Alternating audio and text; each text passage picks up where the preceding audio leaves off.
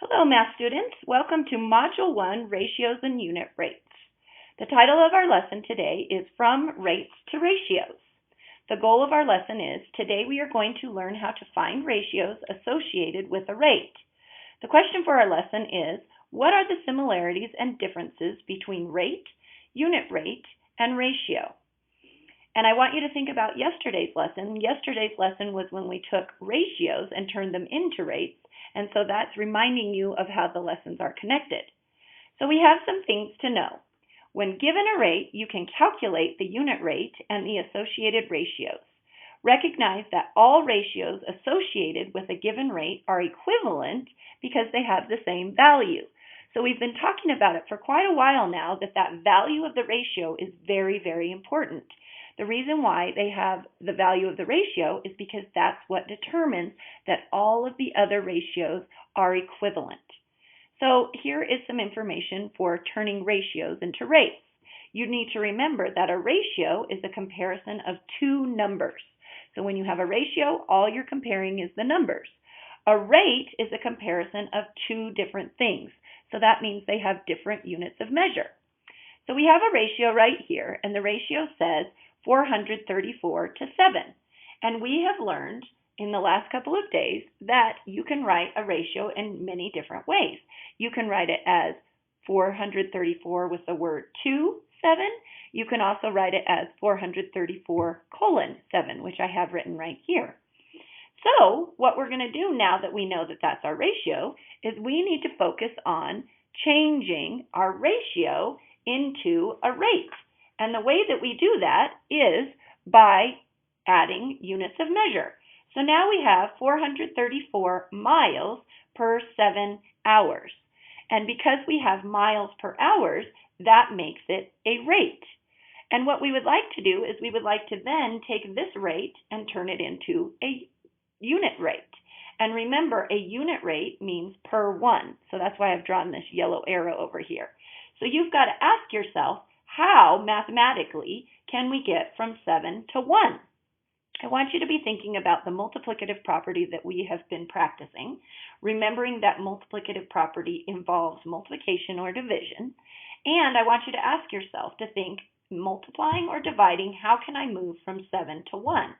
A lot of you immediately are thinking, well, I can divide by 7. And what I want to show you right here very quickly, because it's time for you to learn this lesson, is that dividing by 7 is exactly the same as multiplying by 1/7.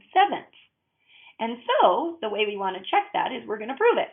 So we know that if we take 7 divided by 7, we get 1. All of you should know that by now.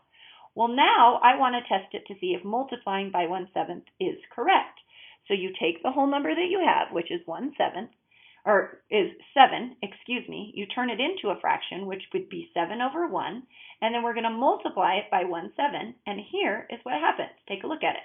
So you have 7 over 1 times 1 over 7. 7 times 1 is 7. 1 times 7 is 7. 7 divided by 7 gives me 1. So right here is the proof that dividing by 7 is exactly the same as multiplying by 1/7. Some of you have heard of it as multiplying by the reciprocal, which is exactly true. So if we're trying to get to 1 from 7, because multiplicative means multiplying, right? So I'm going to use multiply by 1/7, remembering that dividing by 7 is exactly the same as multiplying by 1/7. So 7 over 1 times 1 over 7 gives us 1. We proved and showed our work right here. So now we need to do the same up above, because you remember what you do to one side, you have to do to the other. So now I'm going to take 434 and multiply it by 1/7. And here's my work. So I have 434 over 1 times 1 over 7. 434 times 1 gives me 434. 1 times 7 gives me 7. 434 divided by 7 equals, and I've got to show my work because the only way anybody can know what I'm thinking is by showing my work. So 434 divided by 7. 7 goes into 43 6 times, which is 42. 43 minus 42 is 1. Bring down your 4. So this is now 14. 7 goes into 14 2 times. So I now know that my unit rate is 62 miles in 1 hour. So I was able to show and find the unit rate. Boys and girls, that's what you're doing today. Okay, so now let's look over here at this ratio, remembering that we can write it as a fraction, 5 to 7, or we can write it as a colon, 5 to 7, or we can write it with the word 2, 5 to 7, and we want to turn it into a rate. So we have 5 laps to 7 minutes.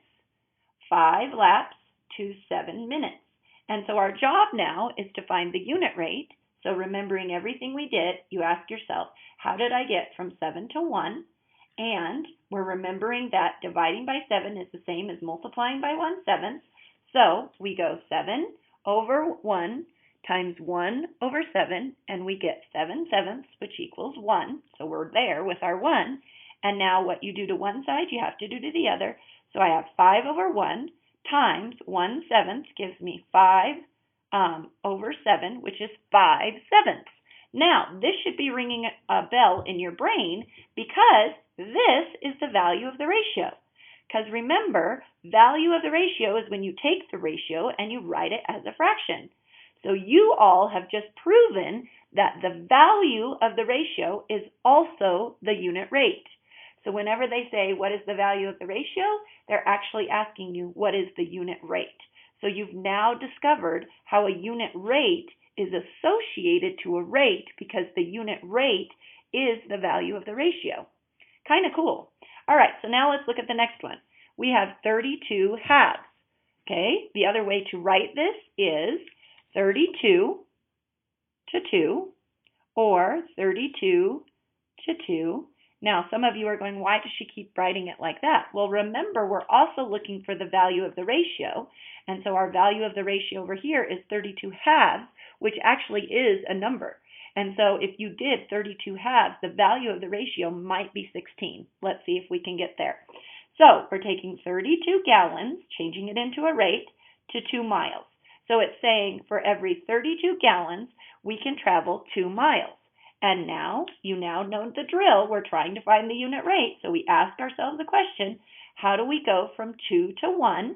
Remembering that dividing by 2 is the same as multiplying by the reciprocal, which is 1/2. So we're going to go 2 over 1 times 1 over 2, and we get 2 halves, which simplifies 2 divided by 2 is 1. So we found our 1 right there. How did we do that? We multiplied by 1/2, which is the same thing as dividing by 2. What you do to one side, you have to do to the other. So now we're going to do 32 times 1/2. So 32 over 1 times 1 over 2, or 1/2. 32 times 1 is 32. 1 times 2 is 2. 32 divided by 2 is 16. You found your unit rate.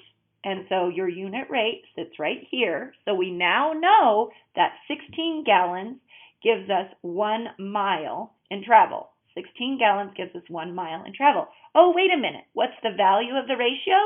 The value of the ratio is the ratio written as a fraction.